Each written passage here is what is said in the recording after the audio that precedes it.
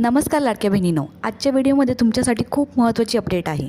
लाडकी बहीण योजनेची KYC प्रक्रिया पुन्हा सुरू झाली आहे आणि सर्वात मोठी गोष्ट म्हणजे 30 एप्रिलपर्यंत मुदतवाढ। तर लाडकी बहीण योजनेची KYC कशी करायची आज आपण जाणून घेणार। तर बघा, सर्वात प्रथम तुम्हाला लाडक्या बहिणीची ऑफिशियल जी वेबसाईट आहे त्याच्यावर जायचं। तिथे तुम्हाला KYCच्या लिंकवर क्लिक करायचं आहे।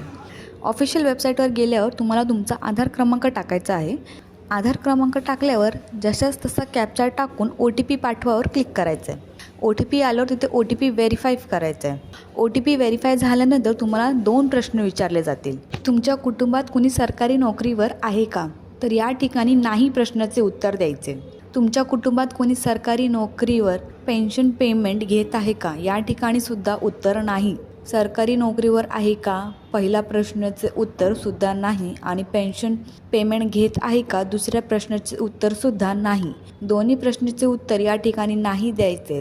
नंतर तुम्ही जे काही माहिती दिली त्यासाठी तुम्ही स्वतः जबाबदार आहात आणि या ठिकाणी आपल्याला टिक करायचे आहे आणि आपली KYC सबमिट करायची आहे। तुम्हाला ग्रीन कलरचा पॉपअप येईल की तुमची KYC प्रक्रिया सबमिट झालेली आहे। आता तसंच ज्या बहिणींनी अजून KYC कधीच केलेली नव्हती त्यांची KYC अजून सुरू नाही।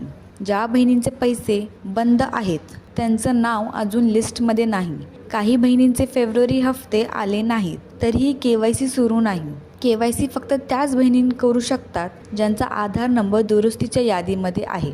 जर तुमचा आधार नंबर लिस्टमध्ये नसेल तर काळजी करू नका। शासनाकडून हळूहळू नवीन आधार नंबर ॲड केले जात आहेत। 4 ते 5 दिवस वाट पहा, पुन्हा चेक करा, घाई करू नका, रोज चेक करत राहा। 30 एप्रिलपूर्वी KYC पूर्ण करा। जर अशीच अपडेट पाहिजे असेल तर व्हिडिओला लाईक करून चॅनलला नक्की सबस्क्राईब करा।